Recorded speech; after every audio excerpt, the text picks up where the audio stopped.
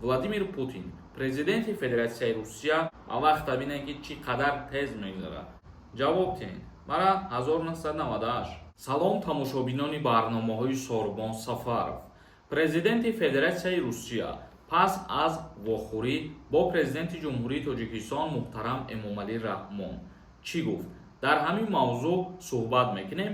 Лайк монед, бо диққат гӯш кунед.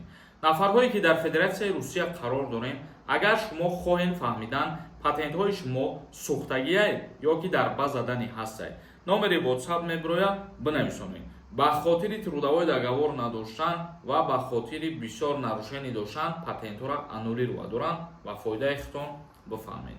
Путин: Русия талош дорад барои муҳоҷирони тоҷик шароити муносиби корӣ фароҳам кунад. роҳбарияти Тоҷикистону Русия зимни музокирот дар кохи Кремл бо масъалаи муҳоҷирати меҳнатӣ ва фароҳам кардани шароит барои муҳоҷирон аҳамияти хос зоҳир карданд. Москав талош дорад барои шаҳрвандони Ҷумҳурии Тоҷикистон ки барои кор ба Русия сафар мекунанд шароити муносиби корӣ фароҳам орад. Дар ин бора Владимир Путин, президенти Федератсияи Русия, изҳор карда гуфт. Дар ин бора Владимир Путин гуфт: мо талош мекунем ки барои тоҷикон дар Федератсияи Русия шароити муносиби кор ва ҳифзи иҷтимоӣ фароҳам созем. Ниҳодҳои марбутаи Русия бо ҳамкорони тоҷики худ дар гуфтугӯи доимӣ ҳастанд ва дар бораи қоидаҳо дар соҳаи муҳоҷират тавзеҳоти муфассал пешкаш карда мешавад. Дар ҳамин ҳол раиси Ҷумҳурии Тоҷикистон муҳтарам Эмомалӣ Раҳмон зимни суханронияш баъд аз музокирот бо Владимир Путин қайд кард ки Тоҷикистону Русия дар мавриди фаъол кардани фаъолияти байниидоравии ду кишвар дар бахши муҳоҷирати меҳнатӣ ба мувофиқа расиданд.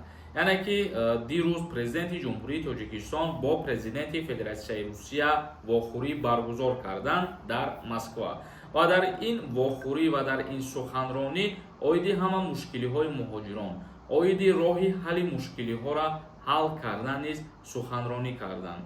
ва инчунин президенти Федератсияи Русия гуфт ки талош карда истоданд то ҳама шароити хуб барои ҳар тоҷике ки ба Федератсияи Русия ба кор сафар мекунад ба ҷо оварда шавад ва интизор мешавем ки ҳамаш хубтару беҳтар мешавад. акнун комментарияҳои шуморо мехонем камтар ва ба саволҳо ҷавоб мегардонем. ягон нафари шуморо документотон тамом шидагӣ бошад ва бихоҳем ки граница бибуроен абра на Россия даромада битонем, номере ки мебирояд зангшон бизанед, ҳамин одамо границаи Қазоқистон мебаранд. Алишер Раҳимов нависонда. моҳи шарифи Рамазон муборак. Аллоҳ ғариборо дар паноҳаш нигаҳ дорад. бародарон, хоҳарон, худованд кулли мардуми тоҷика нигаҳбон бошад ва ба ҳаматон моҳи шарифи Рамазон муборак бошад. авақта бинед ки чӣ қадар тез мегузарад. имрӯз тақрибан 18 рӯз шаид ки бигем рафтеса аллакай ним зиёдаш гузашт.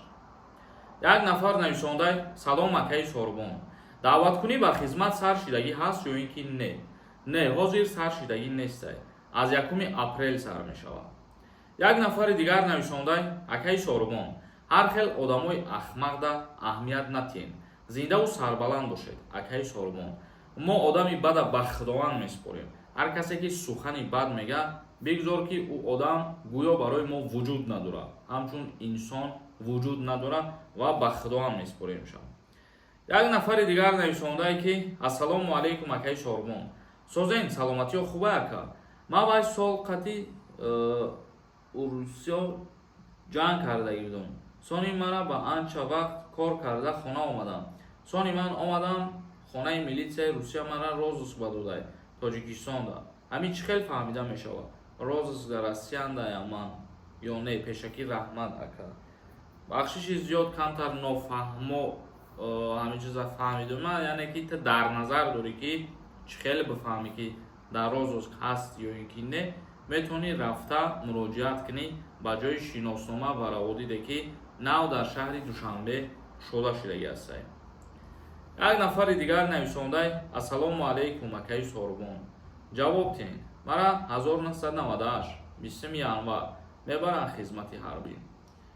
иван бародар номадам хеле наистагия худат ҳисоб кун, ҳамин 27 сола кишидӣ аллакай аз даъват ба хизмат озод ҳастӣ. Толиб нависондай. Салом акаи Сорбон. Ман моҳи сентябр омадам ай Москва. Трудовой договор дорум.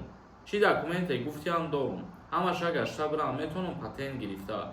Илтимос ҷавоб ден. Раҳмат барои заҳматот.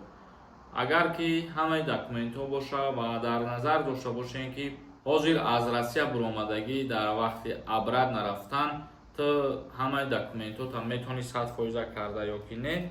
Бале, метавонӣ. Барои ки худат бигем ягон проблема карда биромадагӣ нестӣ. Як нафари дигар нависондай: салом ака.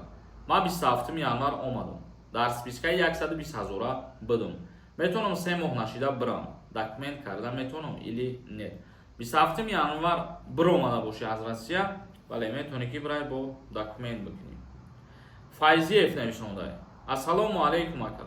Барои биромадан аз граница сроки чека нигоҳ кардан дар кор ё сроки регистратсия, сроки мигратсиони картара нигоҳ кунед.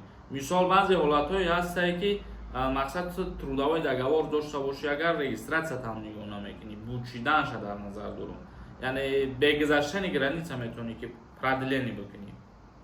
Як нафари дигар нависондай: салом акаи Сорбон. Саволи моро ҷавоб надодӣ. Через Беларусия Москва бирем. Бихапан чӣ гап мешавад? Ҳозир ба Беларусиярам намемонам вориди Россия шидан. Ба хотире ки чандин рейсҳое ки буд, шаҳрвандои тоҷика аз аэропортҳои Беларусия бигем обратно гардондан вориди Россия шида натонистанд. Ба ҳамин хотир бо эҳтиёт бошен, бинем ки камтар бо тинчтару оромтар шид проверкаҳо ва рейдо. Баъд метавонем ки бо сафар бикунем бирем. Ягон ҷои саросимагиш нест, болои сарихтон мушкилӣ наёрем. видеои имрӯзаро ҷамъбаст мекунем. Худованд ҳамаи мо шуморо нигаҳбон бошад.